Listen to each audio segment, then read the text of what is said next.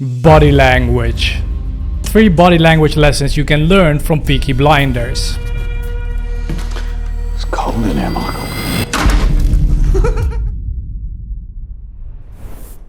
Look at these 3 clips and try spotting the commonality.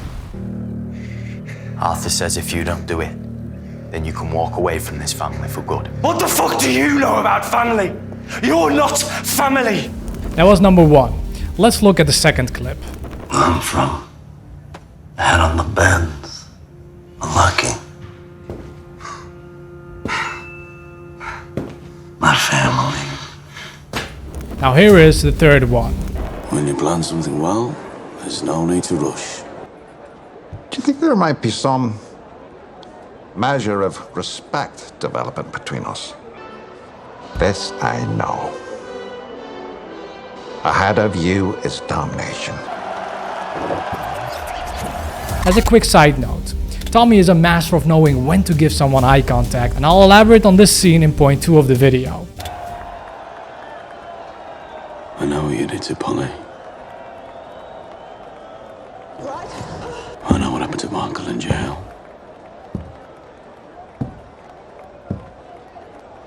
Today, it'll be me dead.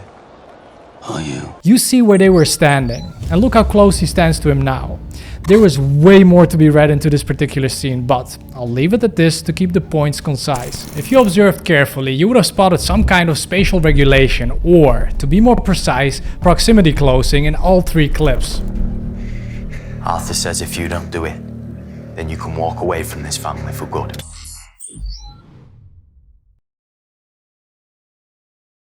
What the fuck do you know about family? You're not family! This is an invasion of the other person's personal space. The same thing happens here.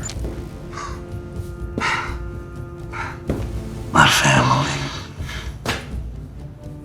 Same brings death. And also here. You're stealing from the Shelby Company Limited.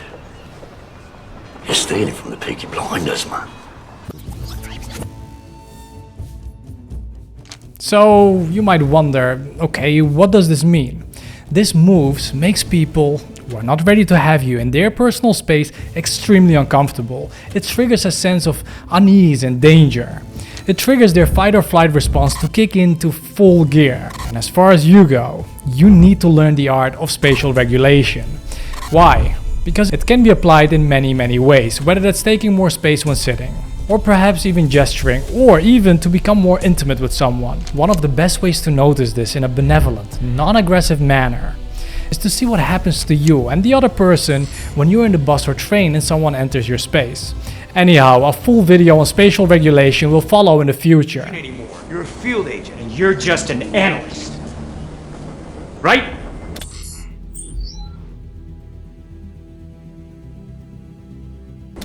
Right?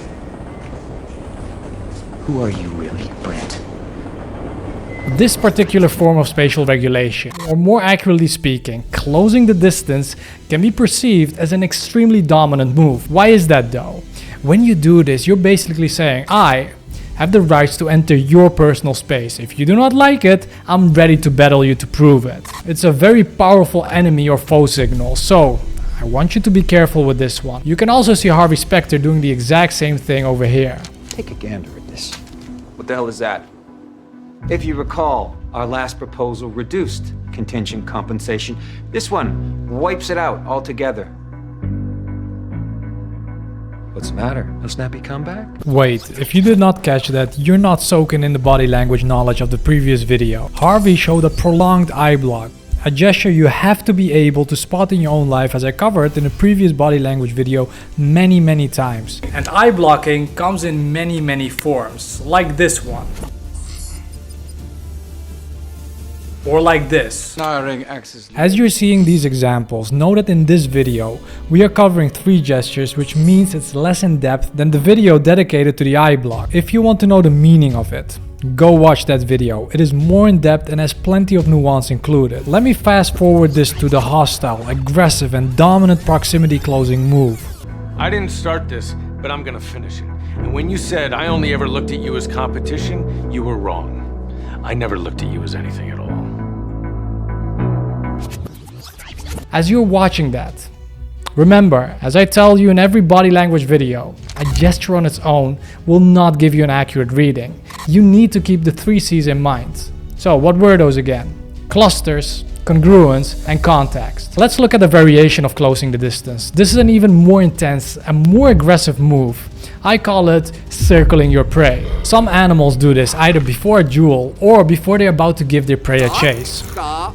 No, don't look at me like that. Are you hungry, Zazu? Perhaps we could have a bite together. Observe Arthur Shelby doing it here. Look at this. This is it, Gina. This is my fucking people. Yeah, well, why don't you think of it like, quarantine, Michael, eh?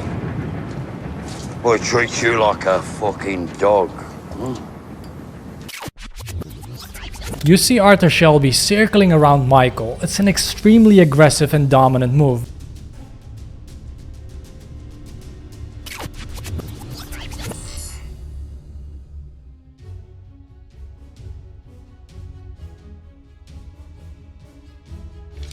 By the way, this scene has many great things to point out. I might make a full video breakdown on this scene, like I did in Tommy Shelby versus Billy Kimber video. I'm told the boss is called Tommy, and I'm guessing that's you, because you're looking me up and down like I'm a fucking tart. Tommy Shelby versus Alfie Solomon's video. But in this specific context, rolling up the sleeve is signaling aggression, and Ollie should have read this as a sign of, I better back the hell off. Hey, where's that? Oh, he tied his lace, nothing else. Yeah, but what were you doing? Was marking the runners in the paper. You see how submissively he breaks eye contact, and even the Tommy Shelby versus Luca Changretta full body language breakdown video. Luca breaks the eye contact first, lowers his head, adjusts his sleeves, and then takes on the fig leaf position. Now this prey circling move can also be spotted here in the Avengers between Tony Stark and Steve Rogers. You need to step away. Why shouldn't the guy let off a little steam? I want you to notice how this touch of dominance sets, or better put, adds to the rising tension between them. Steam. You know damn well why. Back off. Oh, I'm starting to want you to make me. Yeah. Big man in a suit of armor. Take that off. What are you? Here you see the circling. And since next week's video is about verbal dominance, have a listen to this. Take that off. What are you? Genius, billionaire, playboy, philanthropist. Lovely. Again, the same can be spotted here with Harvey Specter. So what is this, a new cologne or just a hint of jealousy? Louis Litt is closing the distance. If Harvey does the same thing, he's on the losing side. But why is this?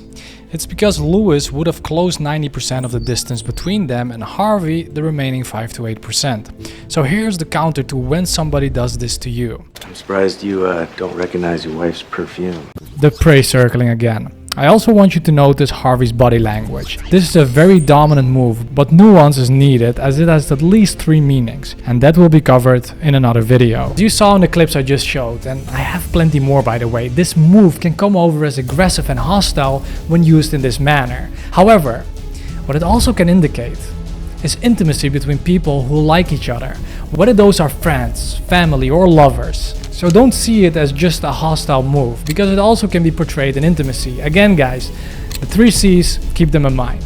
But in this instance, it is a highly dominant, albeit also aggressive move to make. And I want to side note that something that's dominant is not always aggressive. I do not want you to conflate those two things as one. As mentioned before, we have many variants of this to cover, as will be shown now. The leaning in is a variant but has much more meaning, for example. My cousin was shot.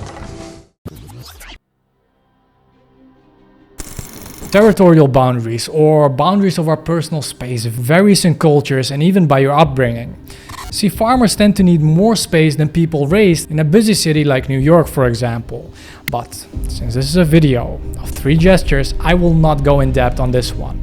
A separate video on this personal space invasion will follow in the future. And there I will elaborate on how you can use it to test whether someone, perhaps romantically, is ready to accept you in their personal space and even intimate zone or not in that video. So let's move to point number 2.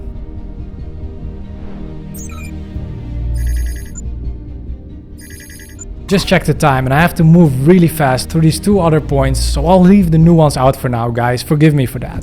One thing you must never forget is that in general, alphas or dominant people give usually less eye contact as their attention is harder to come by. Tommy Shelby is no exception to this. Let me show you these examples. So, you've worked this all out, I see. Only in my head. Haven't written it down. Notice how she is talking to him and he's looking straight ahead. I do want to caveat this with one thing. I do not want you to use this as an excuse to not look people in their eyes because of your dormant social anxiety or because, well, that's what Shayan told us and that's what's making us high status. If you do this the wrong way, you will portray a lot of insecurity. But more nuance is needed for that, so that will come in another one. You must remember that eye contact is great to give to people. It releases a lot of feel-good hormones, like oxytocin for example.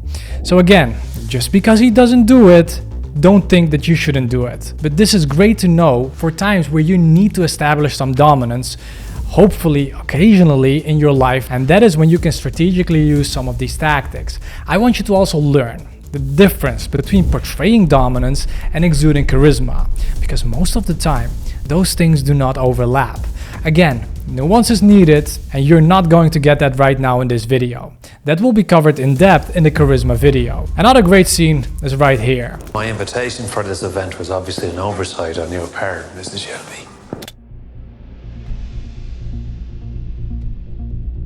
This guy starts talking to Tommy, but look, he doesn't give him his eye contact at all. Look how needy this makes the other guy look, moving all the way in Thomas' line of sight. Now you might wonder, but in the first point you said it was a dominant move or an aggressive move because you're moving into someone else's space, and now all of a sudden, when someone else other than Tommy does it, it makes him seem desperate. Guys, this is where you need to be very careful. The clusters you exude makes this either a very needy move or a very dominant move. Let me exemplify this as in a case of seduction. See, in seduction you can use the exact same move, especially when you're in a group of people. When you withhold your high status attention of a select few, this stirs up all kinds of emotions within them. You look everyone in the eye, but the select few that you are trying to seduce or are trying to get a conversation even going further, those are the ones you give a little less attention. And this makes them wonder, why are everybody else getting the attention? If you have a group of very beautiful women and there is one of them that you are attracted to, or the one you want to explore things with a little more, you give all the other ones, especially the number 2 in the group in terms of attractiveness, a lot of eye contact, and you withhold it from number 1. Now what this does, this will make them feel, especially in my experience, like they want to keep connecting with you, and that's when you get them to where you want them. Another noteworthy thing to tell you that you can apply instantly in your life is what I've mentioned in the James Bond body language breakdown video. What you need to do is move first and then either break or establish eye contact. I've used this in the past for seduction reasons and also for pressure building reasons in my personal life. Let's give you this example, and guys, it's very hard to do on camera because I'm giving you literally all the eye contact I can right now. What you're gonna do is, let's say we're in a conversation and I'm looking at other places except giving you the eye contact. And right now I'm talking and I tell you something, let's say meaningless. Yeah, I've been doing X, Y, and Z and I'm feeling fantastic, it's been great. How about you? What you would have observed is you saw my head move first, and this builds anticipation. You know what's coming to you, and then I give you the eye contact. But the moment I give you the eye contact, that's when I drop in the question, and that's when I go silent. And when you're in person, that doesn't have the same effect on camera, obviously. When you're in person, this will feel like a bomb dropping on you. But why is that? The reason being is that you're all of a sudden being put on the spot, even with simple questions like, what about you, or how are you? Because you're getting the question, then my head moves, and then you get the eye contact, and then it's silent. You get full attention now. And what this does, in real life, you'll feel a sudden urge to not bathe in that silence, to remove that silence away. All the attention is on you. If you learn to master that, it's a very, very powerful move, and I want you to learn how to master that. However, it's not a simple move, because the only time you will be able to do this is when you build and establish a solid base of confidence. Remember the scene in the beginning? When you plan something well, there's no need to rush.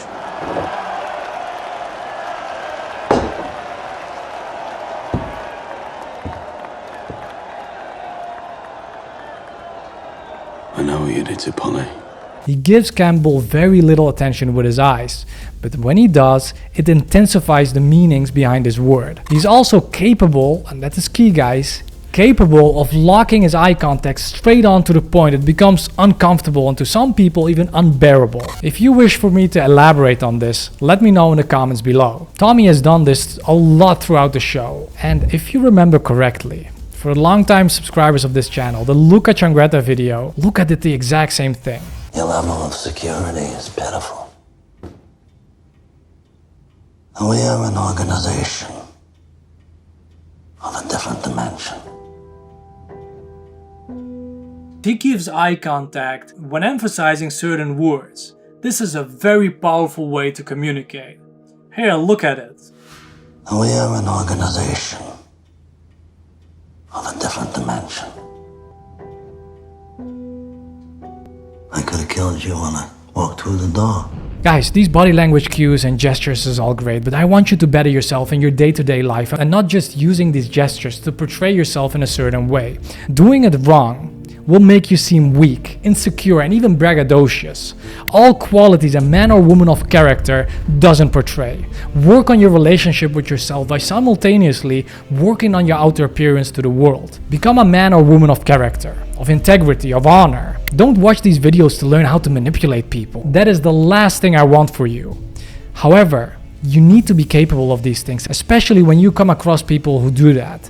The Laws of Power video, especially the intro video, is explaining this in more depth. Multiple videos on eye contact are in the planning. By the way, for the next body language videos onward, I'll try covering 1 at maximum 2 points instead of 3, so I can keep them more in depth and also keep them shorter whilst keeping the nuance in. The reason I took all the nuances out of this one is because I want to keep the video relatively short, as I mentioned in this video before. Now, before moving to point number 3, let me show you one more example of Harvey Specter doing it here.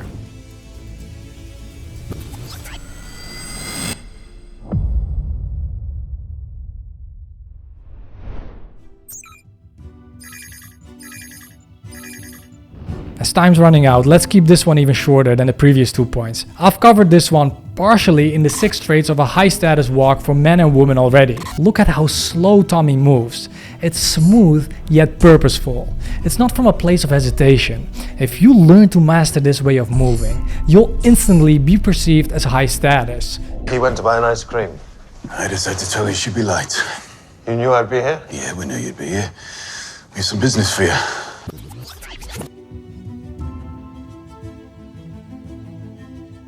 Now, if you are not high status, this perception will not last long. Body language is not a substitute for true confidence. It is a portrayal of an image, and perhaps, and hopefully not, a facade that you might show if it's not coming from a place of deep-seated confidence. However, if you learn to do this and you're developing yourself as a person at the same time, there's a deep sense of substance you will portray to the outside world. Slow, deliberate, smooth movements come forth from your non-reactivity. Just like Tommy Shelby's non-reactivity, it conveys you have emotional control over yourself. It portrays you're moving with a purpose in life, that things don't easily fluster you or take you out of your path or vision. And these slow, deliberate, smooth movements you can see throughout the show continuously.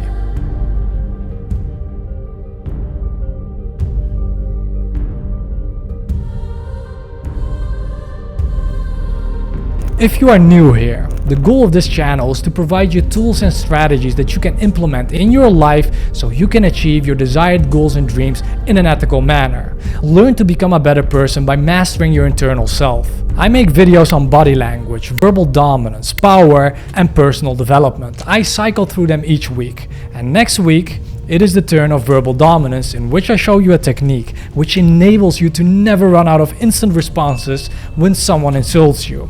If you learn to master, that is, and that takes practice. If these types of videos resonate with you, you might consider subscribing.